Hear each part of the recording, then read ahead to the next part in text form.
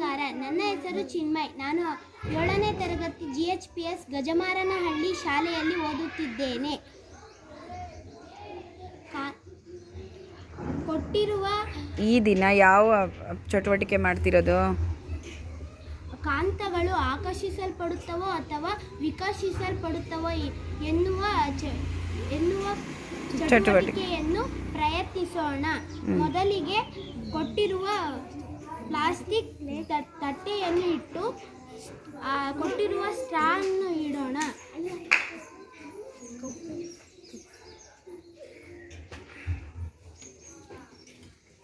ಮತ್ತು ಕೊಟ್ಟಿರುವ ಕಾಂತವನ್ನು ಹಾಕೋಣ. ಇರೋ ಈಗ ಇನ್ನೊಂದು ಕಾಂತ ಹಾಕೋಕ್ಕೆ ಮುಂಚೆ ಏನು ಮಾಡಬೇಕು ನೋಡಬೇಕು, ಆಕರ್ಷಿಸುತ್ತದೋ ಅಥವಾ ವಿಕರ್ಷಿಸುತ್ತದೋ ಅಂತ. ಒಂದ್ಸರಿ ಹಾಕಿ ನೋಡು. ನೀವು ಉಳಿದವ್ರು ಹೇಳಬೇಕು. ಈಗೇನಾಯಿತು? ಕಾಂತ ಆಕರ್ಷಣೆಗೊಳ್ತಾ ಅಥವಾ ವಿಕರ್ಷಣೆಗೊಳ್ತಾ? ಹಾಂ, ಸರಿ.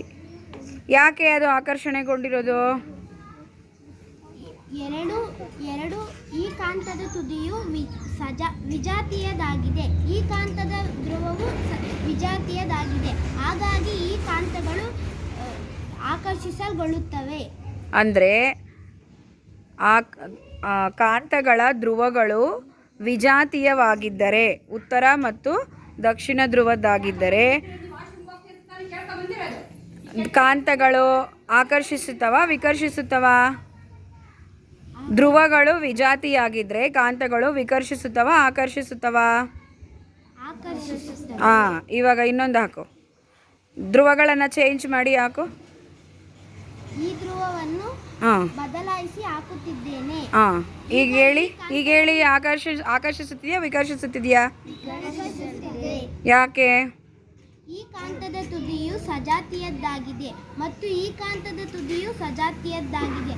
ಹಾಗಾಗಿ ಈ ಎರಡು ಕಾಂತಗಳು ವಿಕರ್ಷಿಸಲ್ಪಡುತ್ತವೆ. ಗುಡ್. ಇನ್ನೊಂದು ಹಾಕಿ ನೋಡು.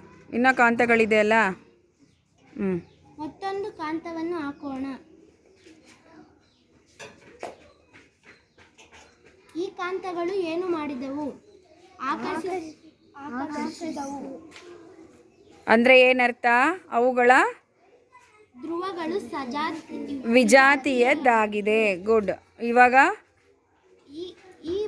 ಈ ಧ್ರುವಗಳನ್ನು ಬದಲಾಯಿಸಿ ಹಾಕೋಣ.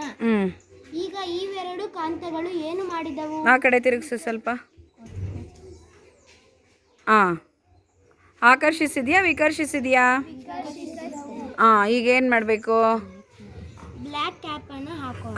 ಮೇಲೆ ಬ್ಲ್ಯಾಕ್ ಕ್ಯಾಪ್ ಹಾಕ್ಬಿಟ್ಟು ಈಗ ಎಲ್ಲರೂ ಪ್ರಯತ್ನಿಸಿ ನೋಡಿ. ಈಗ ಕಾಂತಗಳನ್ನು ಹತ್ರಕ್ಕೆ ತರೋದಕ್ಕೆ ನೋಡಿ. ಒಂದು ವೇಳೆ ಆಕರ್ಷಿಸುತ್ತನೋ? ಏನಾಗ್ತಿದೆ? ವಿಕರ್ಷಣೆ ಆಗುತ್ತಿದೆ. ಎಲ್ಲರೂ ಟ್ರೈ ಮಾಡಿ ನೋಡಿ. ಕೋತಿ ಕುಣಿತಿದೆಯಾ? ಕೋತಿ ಚಿತ್ರ ಬೇರೆ ಕೊಟ್ಟವ್ರೆ.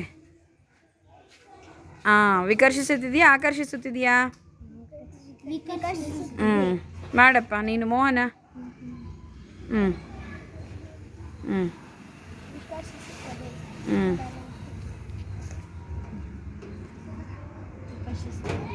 ಓಕೆ. ಈ ಚಟುವಟಿಕೆಯಿಂದ ಏನು ಕಲ್ತ್ಕೊಂಡ್ರಿ? ಕಾಂತದ ಧ್ರುವಗಳು ಸಜಾತಿಯಾಗಿದ್ದರೆ ಆಕರ್ಷಿಸುತ್ತವೆ. ಸಜಾತಿಯಾಗಿದ್ದರೆ ಆಕರ್ಷಿಸುತ್ತವ? ಸಜಾತಿಯಾಗಿದ್ದರೆ ಆಕರ್ಷಿಸುವುದಿಲ್ಲ, ವಿಜಾತಿಯಾಗಿದ್ದರೆ ಆಕರ್ಷಿಸುತ್ತವೆ ಎಂದು ನಾವು ಈ ಚಟುವಟಿಕೆಯಿಂದ ತಿಳಿದುಕೊಂಡಿದ್ದೇವೆ. Very good. ಅರ್ಥ ಆಗಿದೆಯಾ ಎಲ್ಲರಿಗೂ?